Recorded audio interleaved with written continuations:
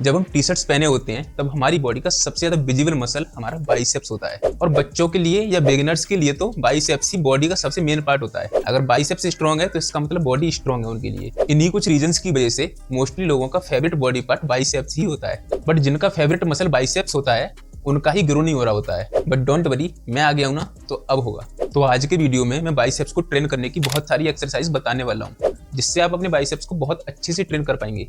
जिसमें मैंने कुछ अपनी ट्रिकी एक्सरसाइज भी ऐड की हैं। साथ ही इस लिस्ट में मैंने सबसे लास्ट में उस एक्सरसाइज को रखा है जो मेरी फेवरेट एक्सरसाइज में से एक है, जो कि सिर्फ घर पर ही नहीं बल्कि जब मैं जिम में भी होता हूँ, वर्कआउट कर रहा होता हूँ, तब भी इस एक्सरसाइज को कई बार परफॉर्म करता हूँ मैं। साथ ही एक्सरसाइज नंबर 4 और 6 आपके बाइसेप्स की ओवरऑल ग्रोथ के लिए बहुत ही ज्यादा इंपॉर्टेंट एक्सरसाइजेस है। तो वीडियो को स्किप किए बिना लास्ट तक देखते रहना।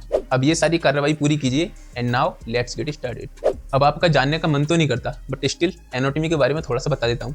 बाइसेप्स में टोटल 2 हेड होते हैं। अगर आप ध्यान से देखेंगे तो बाइसेप्स का जो इनर पार्ट होता है अंदर की तरफ, उसको हम शॉर्ट हेड बोलते हैं। जो बाहर की तरफ रहता है उसे हम लॉन्ग हेड बोलते हैं। अब दोनों को ट्रेन करने के लिए सारी एक्सरसाइज मैं आपको बताने वाला हूँ। ओके, तो हमारी सबसे पहली एक्सरसाइज होगी कर्लिंग, बाइसेप्स कर्ल, जो कि हम बारबेल की जगह पर लाठी से करेंगे।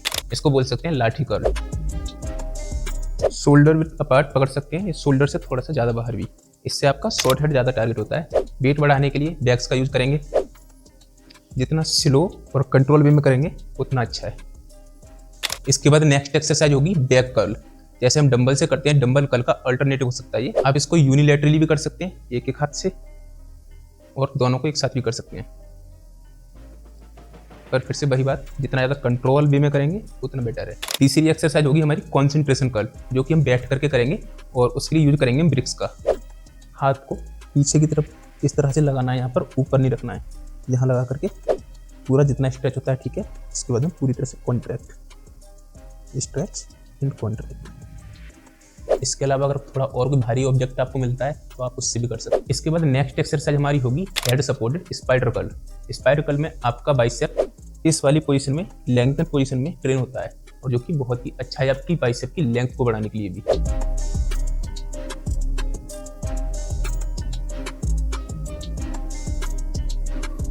इसके बाद नेक्स्ट एक्सरसाइज है हमारी बाइसेप्स पुशअप्स। पहले मैं एक बार परफॉर्म करके दिखा देता हूँ, उसके बाद आपको बताऊंगा इसके कितने बेनिफिट्स हैं और ये एक्चुअल में करना ठीक भी है या नहीं, या फिर इसका ऑल्टरनेटिव क्या सही है।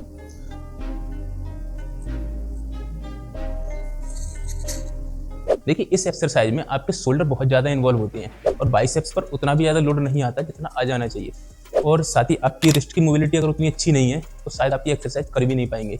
इसका ऑल्टरनेटिव ये ठीक है कि आप इसको जमीन पर ना लगा करके किसी टेबल पर या किसी ऊंची जगह पर लगाएं, जिससे कि उतना ज़्यादा प्रॉब्लम आपकी रिस्ट को भी ना हो और बाइसेप्स पर थोड़ा ज़्यादा लोड भी आएगा।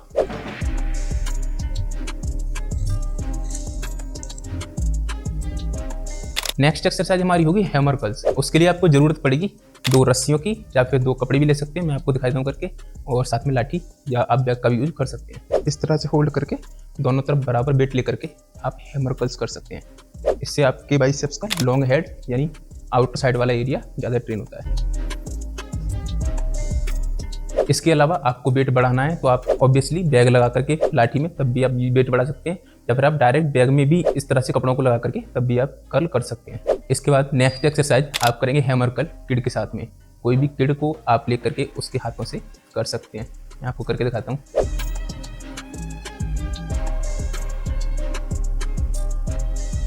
इस हिसाब से अपने अकॉर्डिंग जितनी आपकी स्ट्रेंथ हो उसके अकॉर्डिंग आप किसी के भी साथ में इस तरह से ट्रेन कर सकते हैं। अब आपके घर में अगर किड नहीं है तो पड़ोसी का किडनैप कर लेना और बाद में बिना फिरौती के वापस भी कर देना। इसके बाद नेक्स्ट एक्सरसाइज आती है हमारी प्लेट कर्ल्स। जैसा हम जिम में करते हैं प्लेट्स के साथ में, वैसा हम करेंगे बैग के साथ में। इस तरह से करेंगे।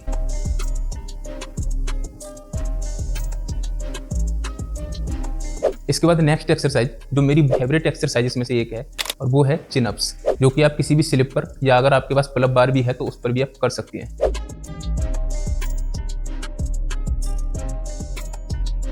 तो इस तरह से आपका बाइसेप्स का पूरा वर्कआउट कंप्लीट हो जाता है। हर मसल की तरह बाइसेप्स को भी ट्रेन करने के लिए आपको सारी एक्सरसाइज करने की कोई जरूरत नहीं है। आप 2 से 3 कोई सी भी ऐसी एक्सरसाइज चूज कीजिए जिससे आपके दोनों हेड ट्रेन हो जाएं और आपके बाइसेप को अच्छा पंप भी मिल जाएगा।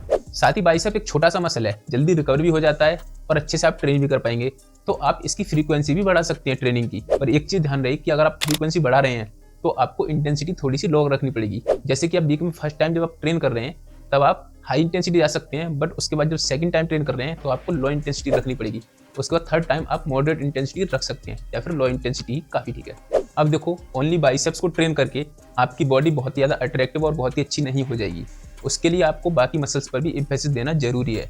अब से पहले 4 मसल्स के होम वर्कआउट के वीडियोज अपलोड हो चुके हैं, तो जाकर के प्लेलिस्ट चेक कर लीजिए और मसल गेयर के दौरान होने वाली मिस्टेक्स के लिए ये वाला वीडियो चेक कर लीजिए। मैं मिलता हूँ आपसे अगली वीडियो में। जय हिंद।